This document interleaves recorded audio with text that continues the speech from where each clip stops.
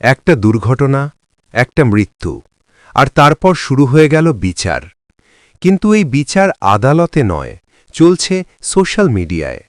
অভিনেতা রাহুল বন্দ্যোপাধ্যায়ের মৃত্যুর পর থেকেই কাঠগড়ায় দাঁড় করানো হয়েছে শ্বেতা মিশ্রকে।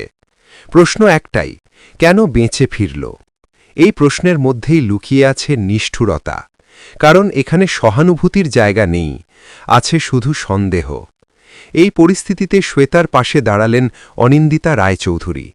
তার মতে শ্বেতা এখন কোনো উত্তর দেওয়ার অবস্থায় নেই। তিনি একজন প্রত্যক্ষদর্শী, একজন ট্রমা সার্ভাইভার, যিনি নিজের চোখের সামনে সহকর্মীকে হারিয়েছেন। তাই তার নীরবতা দুর্বলতা নয়, বরং প্রয়োজন। অনিন্দিতা আরও বলেন, সত্যি সামনে আসবেই, কিন্তু তার আগে একজন মানুষকে সুস্থ হয়ে ওঠার সুযোগ দেওয়া উচিত। কারণ সোশ্যাল মিডিয়ার বিচার যত দ্রুত হয়, বাস্তবের যন্ত্রণা তত সহজে সারে না। আর সেই যন্ত্রণার মধ্যেই আজ আড়ালে রয়েছেন শ্বেতা।